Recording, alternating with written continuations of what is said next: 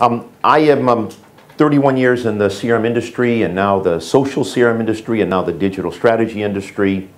Our company is based just about 2.5 miles up the road in Bethesda, Maryland. It's a suburb of Washington. I've got 16 personnel in various parts of the world. We are international in all of our customers. I'm author of several books, and I have given you a little gift, a way of thanking you for getting up at 8 o'clock in the morning. That's my latest book, published last year by Pearson. I'll explain why I wrote it a little bit later on, but I do hope you enjoy the gift.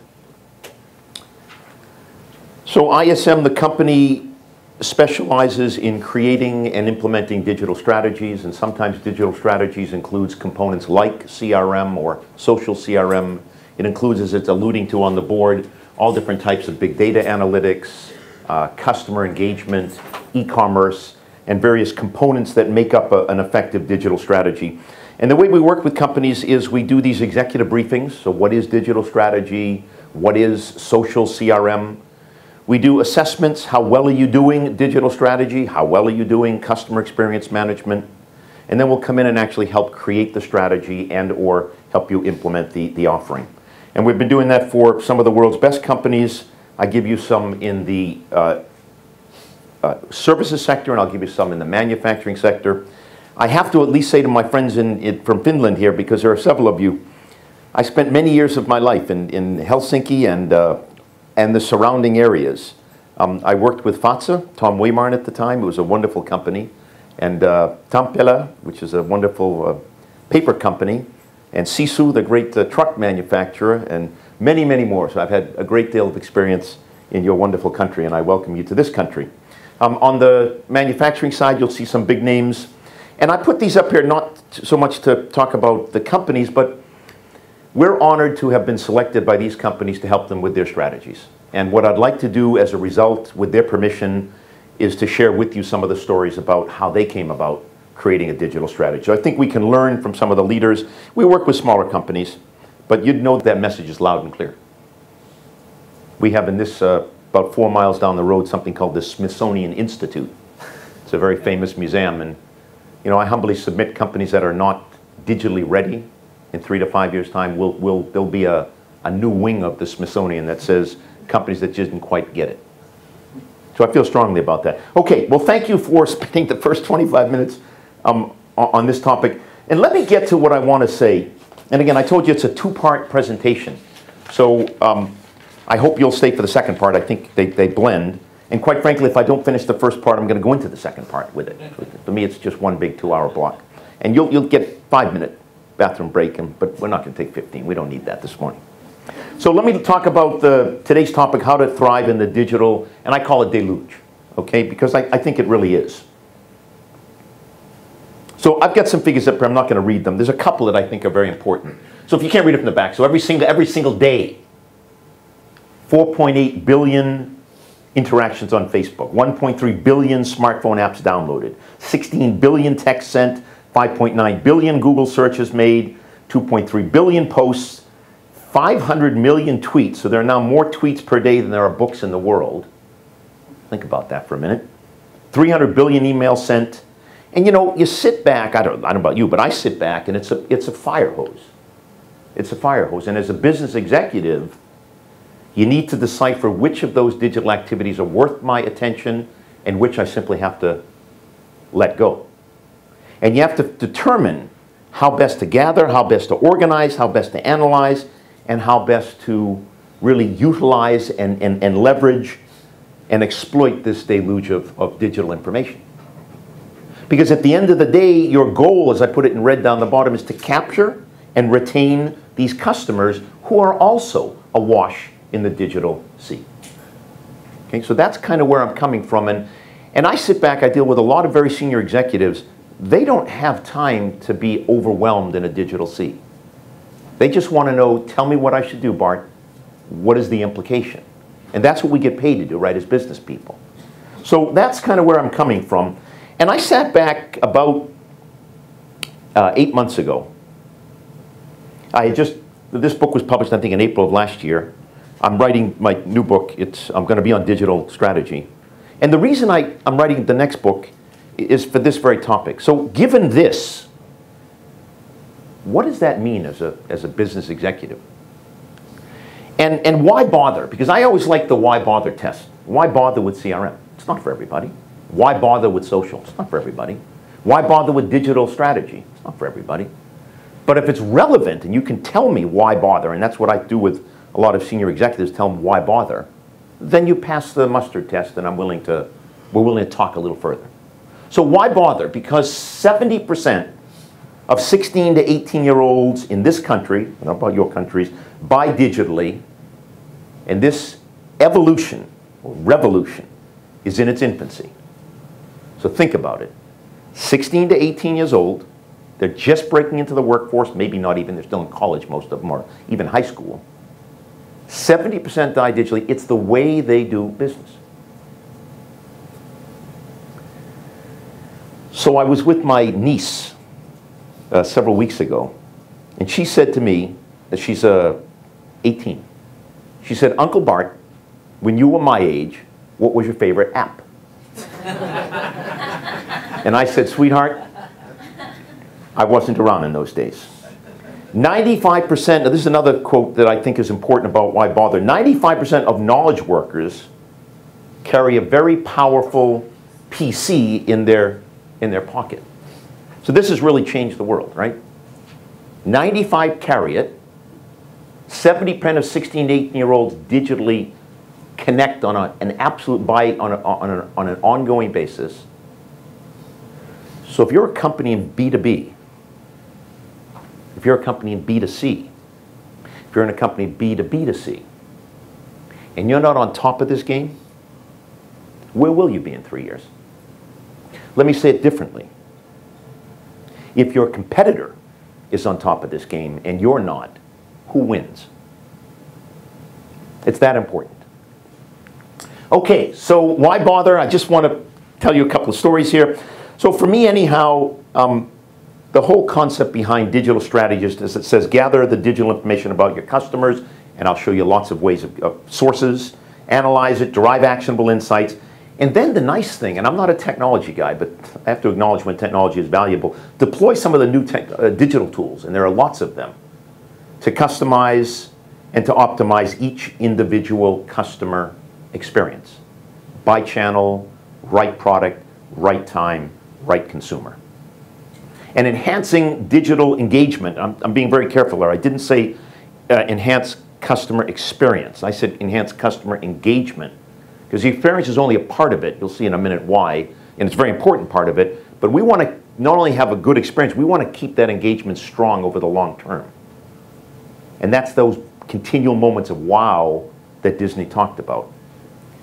So in my little brain here, I sat back and said, well, I think that if we had a good, holistic digital strategy, that's your plan, then we can drop down to the tactical side and look at some of the technologies and best practices, particularly in process, that will enable for the execution. Does that make sense so far? Okay, so here's what troubled me, and I wrote an article, and you each have a little book, a pamphlet, and in the pamphlet are these articles. I wrote a couple of articles. This one was, I think, from, is it January? It's one of my columns for CRM Magazine. I wrote this article, and I said, there's a danger if you approach digital strategy in piecemeal. And I was very troubled, and the reason is I work with some of the best companies in the world. They even sometimes listen to me. I've worked with them to put in CRM, I've worked with them to put in social, I've worked with them to put in e-commerce. But a lot of times, as Cindy alluded to, the CRM department puts in CRM, and the marketing department puts in digital, social media, and the e-commerce department puts in e-commerce, and they don't talk to each other. And I have 3 records of the same customer. The customer has a non-standard or non-comfortable experience across the channels, and that greatly troubled me. So I said you can't have, as I alluded to, a little social media or channel optimization here and a little web enhancement there or an e-commerce activity here and a mobile app there. That's doomed to failure.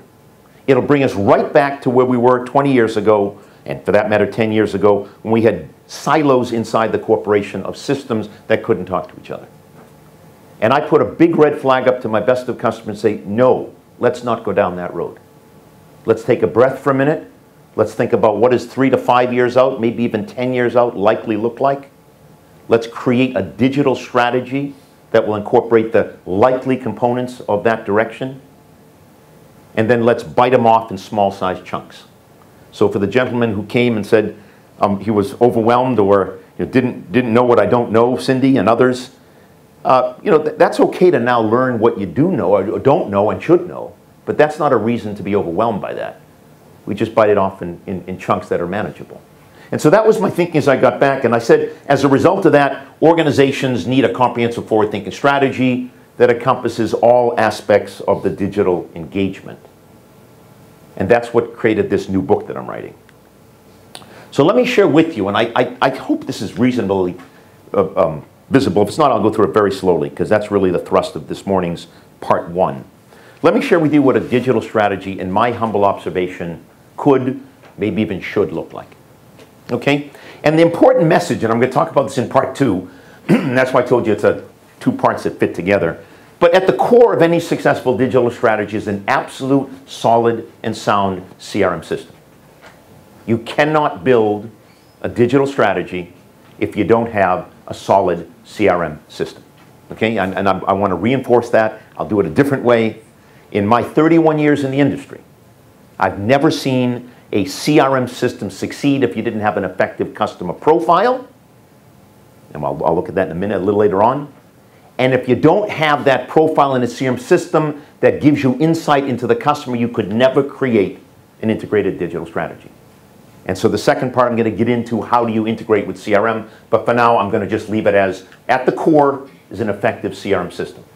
Sitting on top of the core, no surprise, is a big data analytical engine.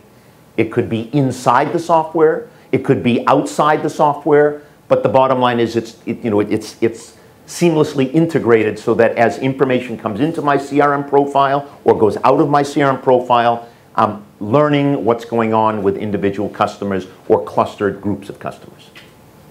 So far, so good, yes? Sorry, I'm struggling here because, what is the definition of a digital strategy? Where I'm coming from is, in the past, we have a service strategy, a customer engagement strategy, we have a CRM system. So now we're even struggling with the very definition of what does it mean. And I like your chart because it seems to be pulling everything together. And instead, I'm sure you think that's correct, but So come back right to here. So a digital strategy is where you are gathering information about the customer. You are analyzing it, deriving actionable insights, and then you're engaging with the customer using these digital tools to optimize their experience. And if the customer is increasingly digital, 95% knowledge workers, 71% buy the car, all the figures, then if we don't have a strategy to capture this insight on a regular and ongoing basis, as far as I'm concerned, again, you end up in the Smithsonian Museum. Did I answer your question? So if that's the case, let's go back to the house. So we have the CRM that I'm going to talk about in part 2. We have the big data analytics to kind of feel what's going on with each customer group, customer group, segment, whatever it may be. Then we have 4 pillars. And this is going to hopefully tie things together, or at least it does in my little mind. It should come as no surprise. Well, maybe it doesn't come as a surprise. The first pillar is this whole social media. And I'm the gentleman when the Microsoft CRM executive, CEO, Jujhar Singh, spoke at the luncheon yesterday. I'm the guy that said, could you tell me where social media fits in with CRM? You remember the question was asked? And it was very interesting. There was a gentleman who's not here, but there was a gentleman, he was from Germany and lives in New Zealand, and he was a consultant. He said, Bart, that's not the right question to ask. Why is that? Because social is just a part of CRM. But did you listen to what the Microsoft response was? He said it's a channel. I don't know if you heard this, but afterwards they launched yesterday. They're one of the few companies, Salesforce being another and a couple of others, but very few. They launched the new platform of Microsoft CRM with the private social media platform Lithium built into the overall offering. So let me tell you why that's significant and why I think social still is not integrated and why I wrote this book. If you read it, there's lots of examples of companies that are doing social.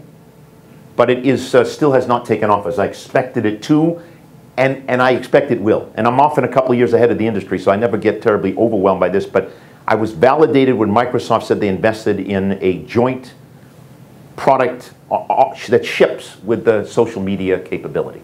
So let me tell you what I mean by social media. A lot of people, and I think this is erroneous, think social media is a Facebook page or a Twitter or forums or whatever, and that's what social means. And it's not wrong, but it's not right either. And here's where I'm coming from. You use social media communities, forums, discussion groups, as a vehicle to brand your product and to make announcements to large quantities of people. So Kraft Foods is one of our customers. When Oreo turned 100 years old, the Oreo cookie, for those of you that don't know Oreo, when it turned 100 years old, they announced with tremendous, celebration on every Facebook page of their offering, 100 years old, all kinds of celebrate. Everybody knew Oreo was 100 years old because people talk. But when Kraft Foods wants to influence a chef that buys the food in a restaurant, they don't do it on Facebook. Because not too many chefs just sit around looking at Facebook. Kraft invites into Kraftworks, a private social media community, invitation only, where a chef can talk to a chef, peer-to-peer exchange, and talk shop. Talk about how do you use this ingredient to get a better tasting cake? How do you stretch this ingredient so you can get a lower cost to serve meal? So social media consists of both the public side, and I'm going to go into the social CRM because the public side is where a lot of people have put their focus. There's the public communities, then there are listening devices, so Radiant 6, Scout Labs, lots of listening devices that pull information off the public communities and make it available for you to use, you'll see in a minute, in your CRM. And that's good. So a lot of attention's focused on the public and the tools to listen. But if anybody's doing that, and a lot of my customers are, you know that when you listen, sometimes you get generic sentiment. You don't get individual input. And then the question is, how can you action generic sentiment? Isn't it better to get individual insights so you can collaborate and act and engage with that customer?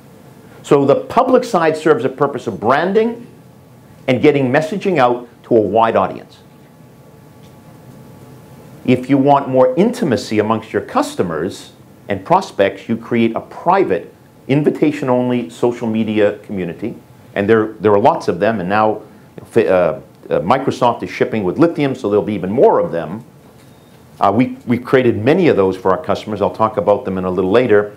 And the value of that is now you sign in, I know who you are, you've told me it's okay for you to listen to what I say and use it to make better products and services. I have a peer-to-peer exchange where you're talking to each other, chef to chef, or lubrication engineer to lubrication engineer, customer to customer. I'm listening. I'm harvesting that social insight, what you say. I'm bringing it down inside my CRM profile. So when I engage with you next, I not only know what you've transactionally done with me, I know how you feel about doing business with me. You with me? That's the first pillar, social media.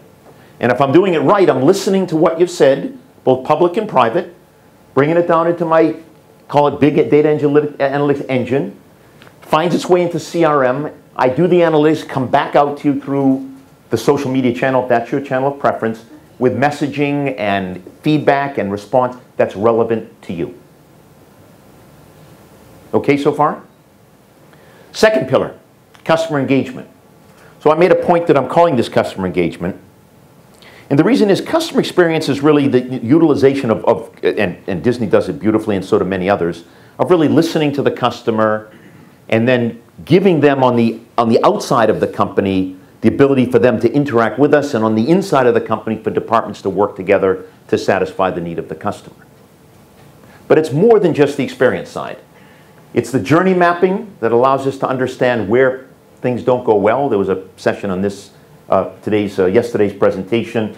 And it's also something very close to my heart, and that is channel optimization. So we talked about omni-channel or multi-channel. When I was working with Nike,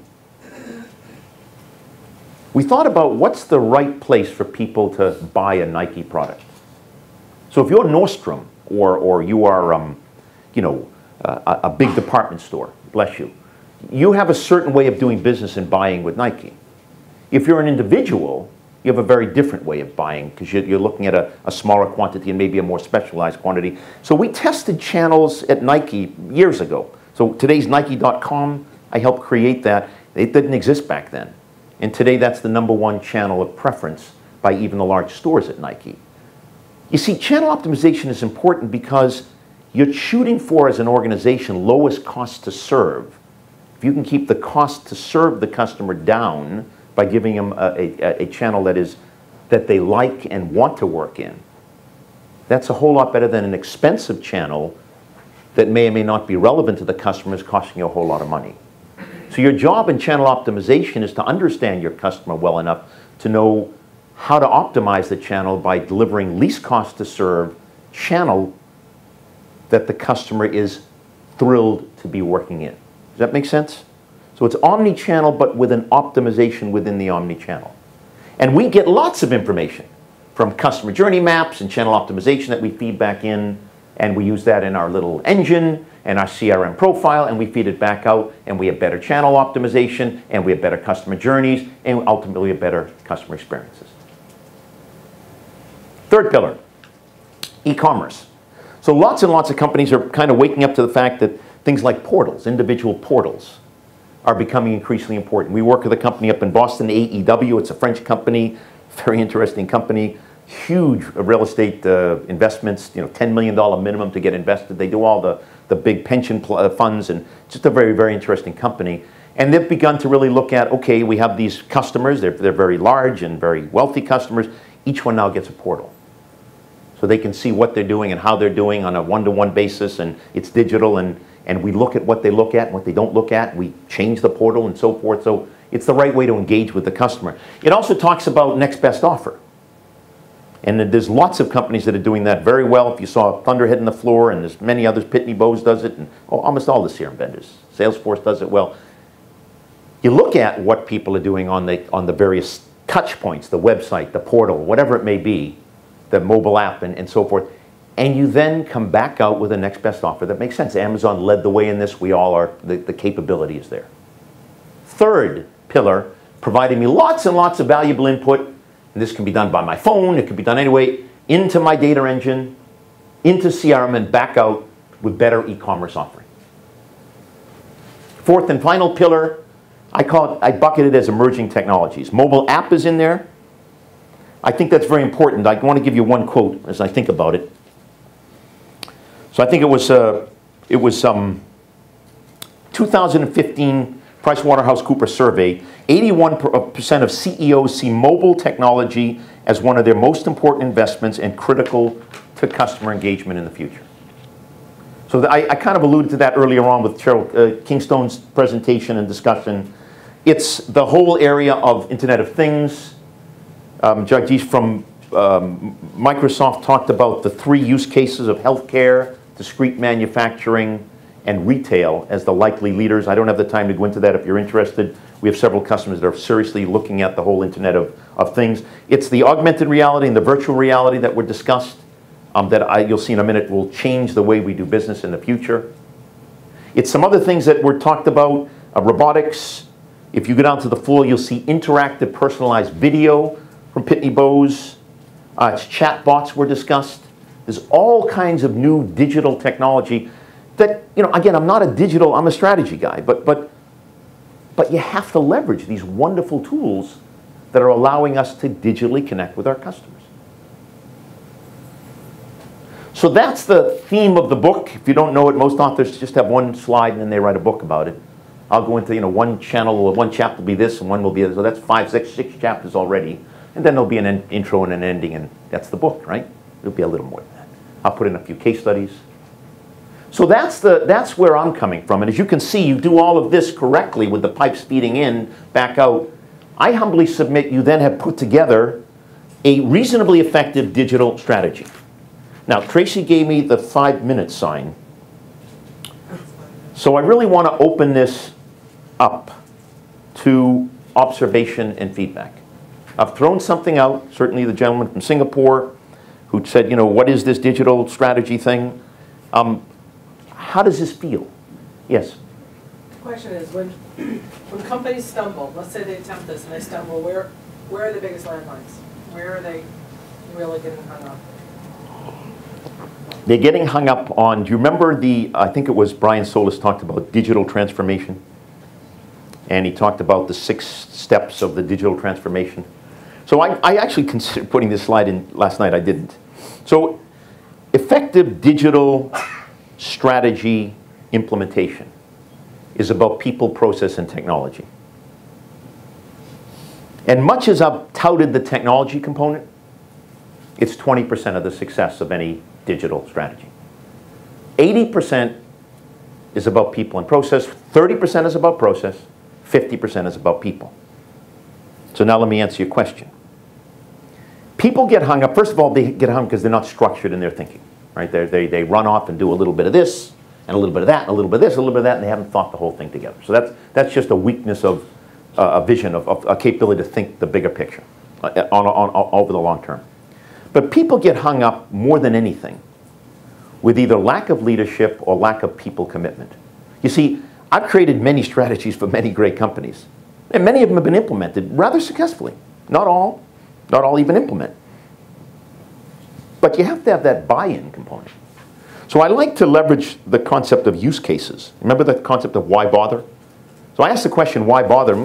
If I get 3 or 4 things that would just, really, I could apply the digital strategy to, then I'm coming out of the gates in those small chunks that I talked about. So where do they get hung up? They fail to think the big picture. They don't chunk it up into manageable bites. They don't have the necessary leadership to drive the train. They don't take the time to train and encourage and put into place governance and 50% people stuff, communication, all kinds of things to drive adoption of what they're trying to do. They fail to put into place effective processes, whether it's a mobile app process or a social CRM process or a e-commerce next best offer process that actually works and pleases the customer. And then in a worst case scenario, but it's not very often, they screw up on the technology. But 80% is about the people and process. Does that answer your question? Other feedback, I'd appreciate it. I'm writing this book. I need, I want to write a better book. So does this make sense? Yes? One of the feedback that I got internally from our organization, since CRM is a new concept, they always ask, where does CRM fit into our digital strategy or what we should be doing? And so I like the slide how it shows as a foundation with the other components, because I get that from both IT executives, business executives in my organization asking, well, we've seen CRM, but how does this fit into the bigger picture of So what we're doing? I'm very happy to hear that, by the way. Thank you. And part 2, which is shortly, I'm going to go deep into that. Okay, but I appreciate your acknowledgement of its importance, and I agree with you, and that's why it's on the bottom as a foundation. So thank you for validating that. Other thoughts? I saw another hand go up. I really would appreciate feedback. Continue. Yes? So, you had mentioned that 70% of the 16 to 18-year-olds are Buying digitally at this time. But then they say, well, let me do it, but educate me or know me. But in a way, I think what they're also saying is that they want to save time, right? Because otherwise, it's them going out to the world, searching their sea of products and services. But in this way, I think what they're actually saying is, well, user analytics tools and get to know me and then offer me the product and services that give me limited choices. Correct. So I can. That's very astute, and that's correct.